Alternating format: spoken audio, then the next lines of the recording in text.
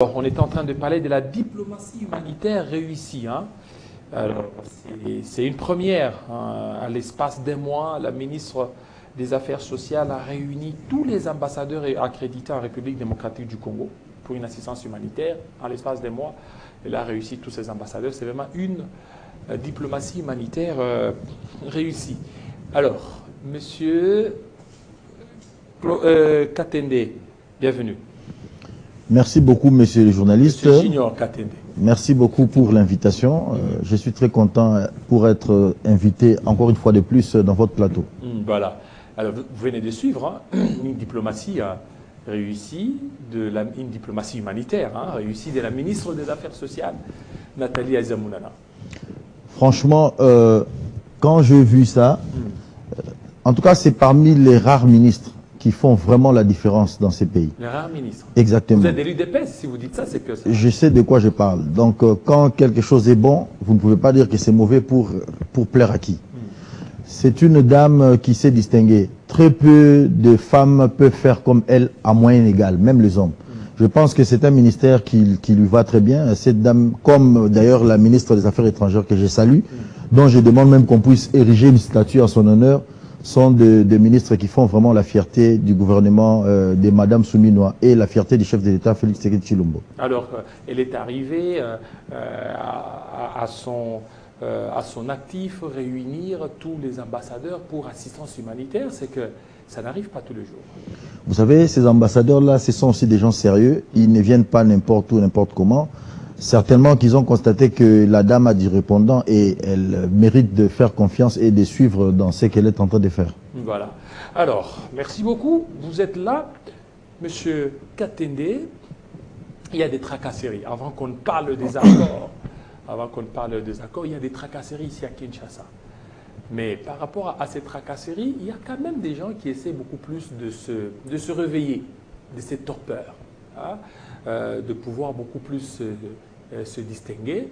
On a vu celui qui a remplacé Kilimbalimba descendre aussi dans la rue pour aussi sensibiliser. Quand bien même il y a vraiment des brebis galeuses, on continue beaucoup plus à recevoir des accusations par-ci par-là qu'il y a des gens ou des personnels en uniforme qui continuent beaucoup plus à tracasser des paisibles populations. Très bien.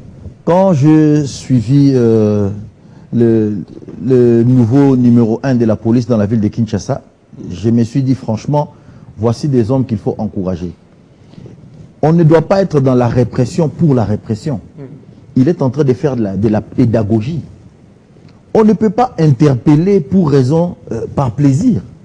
Quelqu'un qui est en détresse, vous l'interpellez, au lieu de lui porter assistance.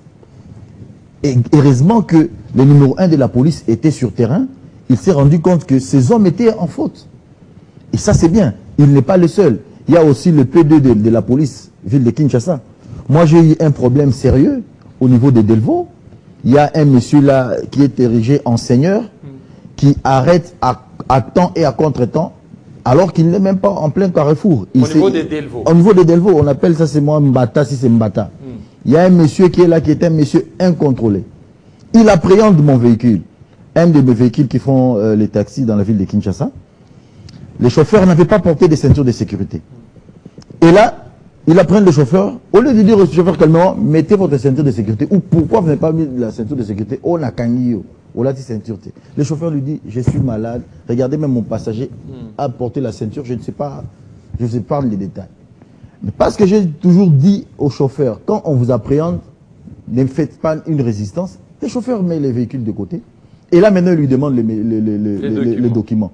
Dieu sait qu'il y a un opérateur dont je ne vais pas citer le nom ici pour raison de publicité, qui enregistre tous les véhicules et qui font les taxis en passant par son service. Et Dieu sait qu'il enregistre tous les documents des véhicules. Actuellement, avec cette histoire de kidnapping et qu'on sort, de vol de véhicules, je vais vous donner un exemple clair. On doit dénoncer ça pour que ça change. Oui. Les véhicules a ce qu'on appelle un volet jaune. Volet jaune, oui. Mais les volets jaunes ici, c'est ça qui représente le véhicule. Si n'importe qui a ça, il peut même vendre votre véhicule. Actuellement, les gens maintenant vont au service compétent pour faire ce qu'on appelle le volet blanc. On photocopie ce qu'on appelle les volets jaunes. vous amenez au niveau des services compétents de la ville de Kinshasa, on certifie les documents. Vous voyez, vous pouvez voir les timbres des documents. Je vois. Ça vaut ces documents. Ce qui permet au propriétaire du véhicule de garder son véhicule, le document à la maison et les chauffeurs peuvent circuler avec ça. Tous les services de roulage, je félicite. Quand ils voient ce véhicule, le document dit, ah, on appelle volet blanc, tu peux passer, tu es en ordre. Mais ces messieurs s'est permis de contester ces documents. Il a arrêté ces véhicules pour ces documents. Alors que c'est un document certifié conforme à l'original. Quand on m'a informé de la situation, j'ai dit, bon, ok, c'est bon, il n'y a pas de problème. Payons la contravention. On paye la contravention, je cite la banque au niveau de la banque Access Bank. Mais parce que l'Access Bank avait un problème de connexion, il a rempli manuellement et ils ont mis les cachets de la banque. Les chauffeurs ramènent les documents pour preuve de paiement. Il a fait un problème. Heureusement qu'il y a des autorités au niveau de la police que j'ai contacté. Elle dit, mais ces documents est valable. Pourquoi le monsieur compte? Je vous dis jusqu'à présent, les documents, le chauffeur n'arrive pas à faire les taxis parce qu'il a saisi, parce que ce sont les documents des autres véhicules. Il a saisi ces deux documents. Celui-ci et celui de l'autorisation de transport. Parce que je suis un homme légal, j'ai dit que ça ne va pas, on ne peut pas faire un transport qu'on ne fait pas de documents. Mais je m'adresse maintenant aux autorités de la police. Je m'adresse maintenant au ministre de l'Intérieur. L'UDPS est arrivé au pouvoir pour changer ce qui était considéré comme des antivaleurs. Il y a des choses qui ne peuvent plus passer.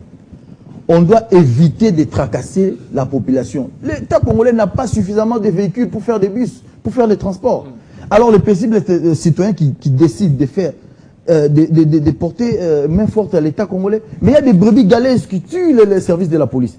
Heureusement qu'il y a des gens comme le colonel qui est au niveau de Ngalema, de Delvaux, il y a le numéro 1 de la police, il y a des gens comme des PE2 qui recadrent ces gens. Mais il faut aller plus loin. Quand quelqu'un ne comprend pas, il faut les mettre dehors de la police. L'armée et la police doivent être composées des meilleurs d'entre nous. Et non des gens qui sont là pour ternir l'image des institutions qui font la fierté de notre pays. J'ai dit et je vous remercie pour ce Alors, ça c'est vraiment un élément très important. Il faut que nos autorités puissent recadrer. Il y a des zélés au niveau de la police. Chaque fois lorsque vous partez, ils sont là. Et pour eux, ce qu'ils disent reste parole, évangile, alléluia et amen. Exactement. Et c'est compliqué. Nous demandons certainement c'est-à-dire aux autorités compétentes de tout faire pour éviter qu'il y ait vraiment des brebis galeuses dans la bergerie. Il y a aussi autre chose. Autre point, avant qu'on prenne la question sur les accords. Kadi, je vous ai envoyé la vidéo. On va juste suivre un extrait. Quelques minutes et puis on revient.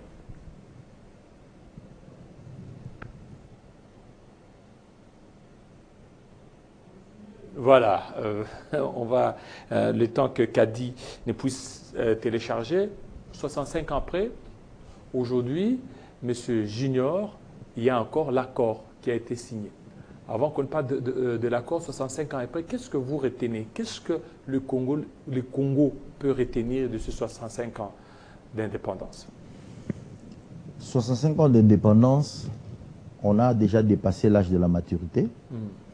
C'est que j'associe les 65 ans de l'indépendance à la grande victoire diplomatique que le chef de l'État vient de remporter par l'entremise de sa vaillante soldat, Madame la ministre Kaikwamba, à qui je réitère encore mes hommages. Et j'en profite comme homme politique pour féliciter mon parti politique, l'UDPS. Qu'est-ce que l'UDPS a fait? Il fallait que l'UDPS arrive au pouvoir pour qu'aujourd'hui, nous commençons à avoir le vrai début des solutions concernant la guerre qui nous a... C'est quoi les débuts? Mais c'est un accord historique. Les gens ne le savent pas que ceux qui ont commencé cette histoire, mais ce sont les Américains avec Bill Clinton. J'avais toujours dit aux gens, ce sont les Américains qui vont terminer cette affaire. C'est eux qui avaient commencé. Le Rwanda n'est rien sans les soutiens de ces pays-là. Le Rwanda ne fabrique pas des armes, non. M. Kagame n'a pas une industrie militaire chez lui, non.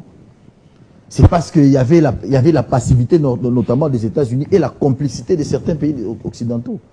Vous pensez que quelqu'un comme Donald Trump peut se targuer d'avoir terminé la guerre et pour qu'après qu'on puisse avoir un résultat contraire? Non, non, non, non. Mais il a essayé au niveau de la Russie contre Ukraine, aucun résultat. Est-ce que vous croyez que dans la sous-région, c'est vraiment un problème complexe? Est-ce que vous mettez la Russie au même niveau que le Rwanda? Sur quel point? La Russie parle légal avec les États-Unis. Ce sont des superpuissances du monde. N'oubliez pas que dans cette guerre, il y a des complicités de certaines multinationales qui sont derrière. Exactement. Tous ces Occidentaux, toutes ces multinationales sont sous la coupe des États-Unis. Ils dépendent du dollar. Si les Américains aujourd'hui veulent leur faire fléchir, ils vont fléchir. Aujourd'hui, tous les pays de l'OTAN ont décidé de faire passer leurs dépenses militaires à 5%. Pourquoi? Pour se conformer aux menaces des États-Unis qui menaçaient de quitter l'OTAN. Qu'on ne vous trompe, M. Kagame n'est rien sans l'appui de ces gens-là. Donald Trump, c'est un businessman plus qu'un politicien. Lui, il veut faire des affaires. Et les affaires, c'est ce que les chefs de l'État avaient proposé à tous nos États voisins quand il est arrivé au pouvoir. C'est parce que tout simplement, un État a décidé de poursuivre avec les affres de la guerre. Les gens disent que non, ils ont vendu notre pays. Vendre notre pays au prix de quoi? Le chef de l'État est venu pour faire cesser cette guerre afin que nos compatriotes de l'Est puissent avoir la paix. J'en profite pour saluer aussi un homme qui a toujours été vilipendé, le secrétaire général Augustin Kabouya. Parce que c'est le premier d'entre nous, les chefs de l'IDPS. Si Mme Kaikwamba, qui est l'un de nos membres, fait quelque chose qui est positif... Mais elle n'est pas de l'UDPS, hein? Attention. Elle est de l'UDPS, non? Attention. Hein. J'ai dit, attention, vous n'en savez rien. Il a été nommé par les chefs de l'État. Elle est de l'UDPS. Elle n'a pas un autre parti politique que je sache. De la même manière que Mme Souminoa, qui est la première ministre. Donc, cette victoire aussi revient à l'UDPS. Et j'en profite pour rendre les hommage à M. Augustin Kabouya, prophète politique de ces pays. Donc, c'est une fierté nationale. Nous devons encourager que les sceptiques nous disent qu'est-ce qu'il y avait de mieux. Quelle est la superpuissance qui pouvait garantir aujourd'hui la paix en République démocratique du Congo? Nous le voyons aujourd'hui dans des pays comme Israël, Arabie Saoudite, les Qatar et consorts. S'ils sont en paix aujourd'hui, c'est parce qu'ils sont avec les États-Unis. Nous voyons même des pays où l'armée américaine a leur base là-bas. Pourquoi ici, chez nous, ça doit être interprété comme étant on veut vendre le pays? Au contraire, nous voulons que nos frères vivent enfin en paix et que nos richesses puissent nous profiter en premier lieu, au lieu que ça puisse être dilapidé comme on l'a toujours vu. Qu'est-ce que nous gagnons dans cet accord? Nous gagnons d'abord la sécurité, la paix. Le sang du peuple congolais n'a pas de prix. Le sang du peuple congolais a suffisamment coulé de sorte qu'on ne pouvait plus supporter. Dieu a permis que le chef de l'État, Félix Tshisekedi, vienne tel un Moïse pour délivrer le peuple congolais des affres du Rwanda. Nous devons applaudir. Et le Rwanda, qu'est-ce qu'il a donné? Le Rwanda, qu'est-ce qu'il a donné? Oui, dans cet accord. Parce que dans l'accord, il fallait qu'il y ait du donnant-donnant. C'est comme si c'est nous qui donnons tout. Non, nous ne donnons rien. Le problème, c'est que on signe un accord de paix qui ouvre la voie vers des coopérations économiques. C'est comme ça partout. Même Israël aujourd'hui. Oui, mais Israël a signé des accords de paix avec beaucoup de pays. Ces coopérations économiques bénéficient beaucoup plus au Rwanda. Le Rwanda, c'est qu'il cherchait pendant toutes ces années. Il a eu ça. Il vient de les avoir. Je vais vous dire quelque chose. Vous savez, aujourd'hui, l'Allemagne et la France étaient des pays, pendant des siècles, des pays ennemis. Mais quand ils ont décidé à mettre en commun beaucoup des éléments qui leur divisaient, notamment sur le plan économique, aujourd'hui, ils vivent en paix. Ah, aujourd'hui, vous appuyez cette thèse. Il y a un des ministres, il a dit textuellement ce que vous aviez dit là. Il a été vilipendé par l'IDPS. Non, la mise en commun des efforts, c'est ce que le chef de l'État a proposé. Qui est celui de l'IDPS qui peut contredire le chef d'État lui-même? Il a demandé à tout le monde de signer des coopérations économiques. Quand il est arrivé au pouvoir, il a fait une tournée au niveau de nos voisins pour proposer des coopérations économiques. La mise en commun, parce que quand vous parlez de la mise en commun, c'est que vous avez vos minéraux, les autres aussi, ils ont les leurs. Vous mettez ensemble. Mais ici, c'est nous qui donnons presque tout. Attention, quand on parle de coopération économique, je vais vous donner un exemple simple. Vous voyez les États-Unis. Si aujourd'hui les pays comme le Mexique et le Canada ont une stabilité économique, c'est parce qu'ils ont un voisin qui est puissant. Vous comprenez? Auquel ils lient toujours des partenariats économiques. La RDC ne perdrait rien à faire des facilités pour d'autres pays voisins, pourvu qu'on puisse être nous tous dans la paix. À quoi sert d'avoir un pays qui est richissime aux côtés des autres qui seront pauvres? Non. Si on peut donner notre eau pour que les Tchad puissent avoir quand même de l'eau, moyennant une rétribution en retour. Si on peut offrir des petites facilités à certains voisins de notre pays pour que nous tous nous puissions prospérer. Mais l'Afrique a besoin d'un Congo fort pour qu'on puisse prospérer. Moi, je ne vois pas où est le mal. Alors, maintenant, la RDC, le Rwanda, ils ont signé un accord. C'est énième accord. Énième accord. C'est depuis 2003 qu'il y a plusieurs accords qui ont été signés.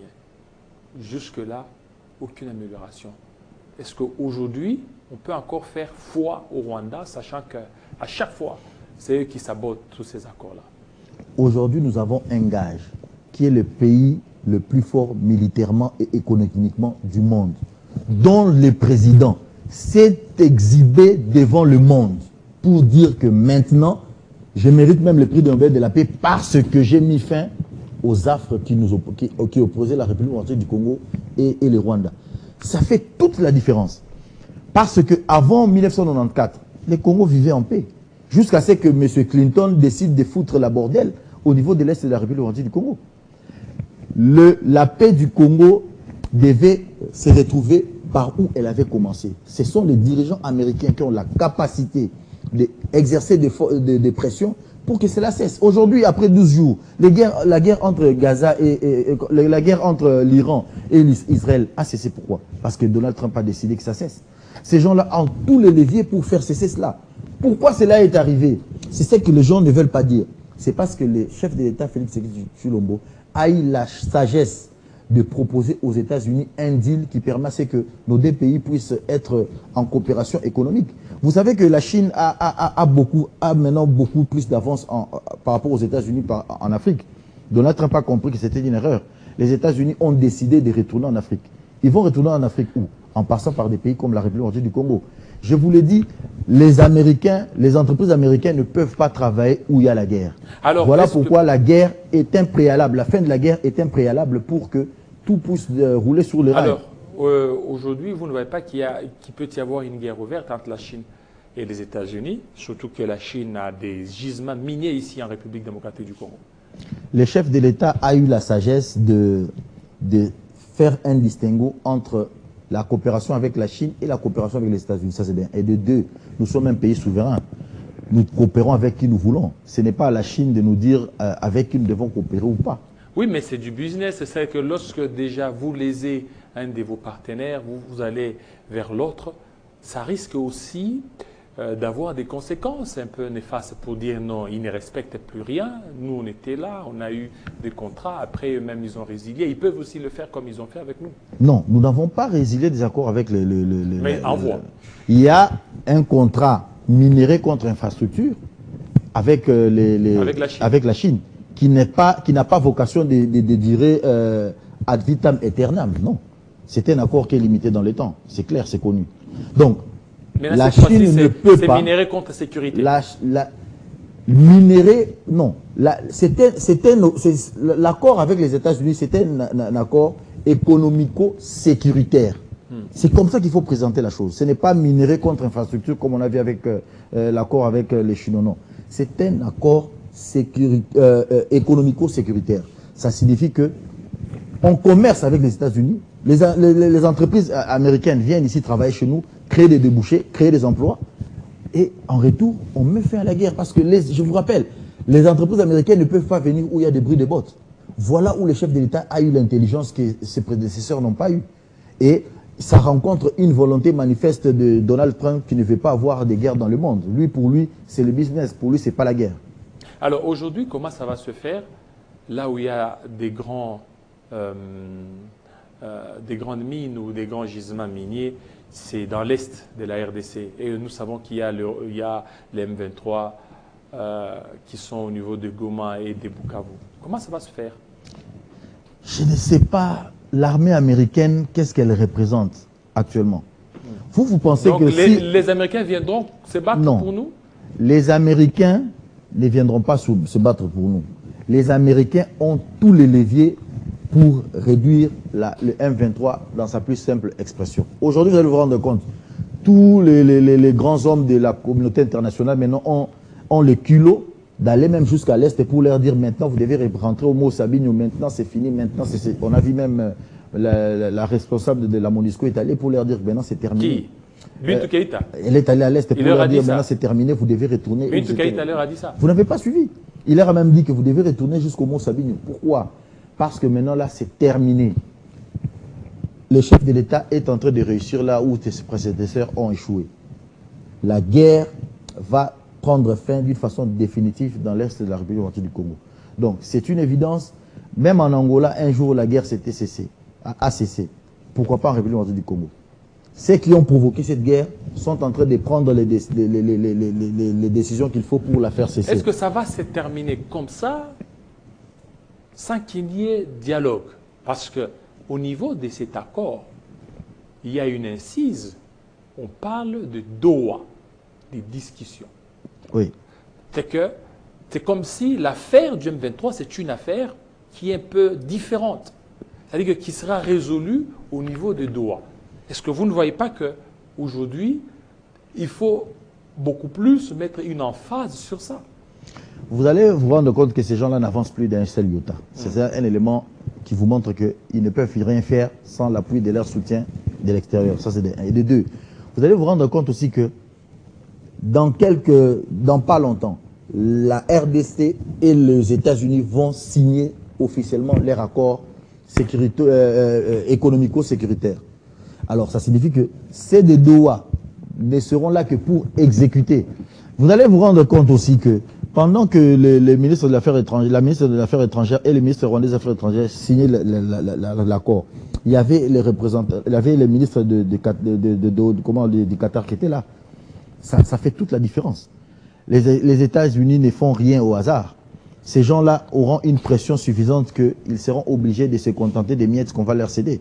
Donc ça ne sera pas... Oui, maintenant le Doha. Je parle de Doha. Je parle de Doha. Alors, est-ce que vous le Qatar a une très grande influence sur le Rwanda, qu'on ne vous trompe pas.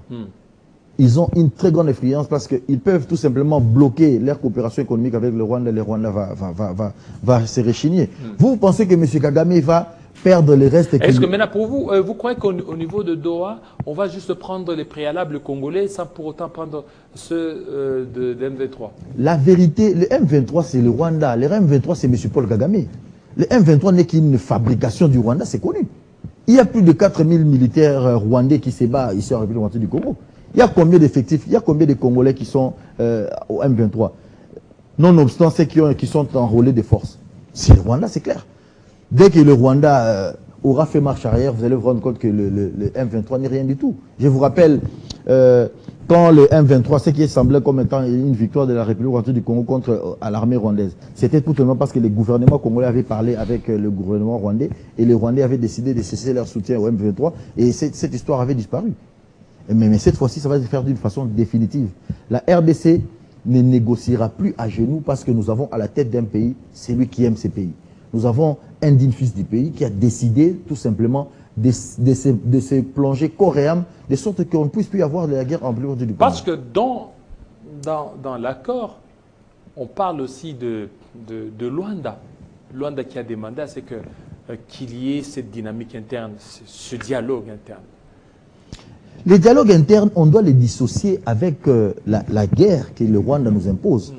On a comme l'impression qu'on veut nous faire croire que la guerre de l'Est, c'est un problème interne. C'est faux. La guerre a commencé, beaucoup des acteurs aujourd'hui n'étaient même pas politiciens. La guerre a commencé, même ceux qui sont à la CENCO aujourd'hui, ils n'étaient pas à la tête de la CENCO à l'époque. Donc on ne doit pas nous faire croire que l'agression rwandaise est liée au fait qu'il y ait peut-être des problèmes internes entre les différents politiciens. C'est une fausseté qu'on doit réfuter avec la plus grande énergie. Mais maintenant, si les Congolais doivent parler, mais ça doit se faire suivant la volonté de celui qui a reçu mandat de parler au nom du peuple congolais, qui est le chef de l'État Félix Tshisekedi Tshilombo. On ne doit pas nous imposer des choses comme s'il y avait une crise née du fait qu'il n'y a pas eu organisation d'élections ou quelque chose encore. Il n'y a pas une crise ici au Congo. En tout cas, il n'y a pas de crise. Ce que les gens appellent crise, ceux qui appellent crise, ils les appellent parce qu'ils ont besoin d'assouvir leur soif. Mais il n'y a pas de crise en République du Congo. Toutes les institutions sont en train de fonctionner correctement. Maintenant, vous dites qu'il y a crise par rapport à quoi? Parce que des il n'y a pas une crise sécuritaire dans l'Est. Là, maintenant, vous rentrez... S'il n'y a pas de crise aujourd'hui, pourquoi Goma et Bukavu ne sont plus sous l'autorité gouvernementale. Mais qu'on nous dise que cette crise-là est liée aux humeurs entre des politiciens, là, je répondrai. Mais si c'est lié au fait qu'il y a agression rwandaise sur notre sol, je ne vois pas pourquoi on doit le mettre dans le même plat avec le fait que les Congolais doivent parler entre eux. On doit faire ces distinguos-là, c'est clair. On est scientifique, on ne doit pas faire du méli-mélo. L'agression rwandaise doit être mise de côté du fait qu'il y ait des Congolais qui veulent parler avec les chefs de l'État. Je vous dis, M. Martin Fayoulou, le leader de la Mouka, quand il a décidé de parler avec les chefs de l'État, ça fait combien de minutes? Les chefs de l'État l'ont reçu, ils ont parlé. Donc le chef de l'État est ouvert pour parler avec tous les Congolais. Mais qu'on ne doit pas nous faire croire que ce qui se passe à l'Est est lié au fait que les Congolais doivent se parler entre eux. Ça n'a aucun sens. Et ça n'a pas de sens. Il y a eu beaucoup de dialogues ici entre les Congolais de la Cinco et consorts. Qu'est-ce que ça produit par rapport à ce qui se passe dans l'Est? Rien du tout. Voilà. Rien du tout. Vous êtes pour ou contre les camps de la patrie de Martin Fayoulou? Monsieur Martin Fayoulou est un acteur politique. Moi, je suis de l'IDPS. Moi, je suis pour ce que décide mon parti. Et votre parti, vous êtes partant pour le dialogue? L'UDPS est toujours ouvert au dialogue. L'UDPS ne fait que ça. Dialogue de la Cinco SCC. Les dialogues de la Cinco SCC, moi, ces formats-là me dérangent. Ça vous dérange? Oui. Pourquoi? Parce que je pense la Cinco et les CC ne sont pas les seuls organes qui ont la latitude de faire organiser les dialogues de ces pays. Parce qu'aujourd'hui, même, il y a les confessions religieuses aussi qui sont en dialogue, qui veulent aussi qu'il y ait dialogue. Alors, on peut élargir ça sous l'égide des chefs de l'État. Le chef de l'État va décider du format. Si les Congolais veulent parler entre eux, il n'y a pas de problème. Mais le format où on veut nous imposer des choses qui semblent être déjà boutiquées en avance, moi, je ne suis pas d'accord. Voilà. Merci beaucoup, M. Junior Katende, surtout de vos...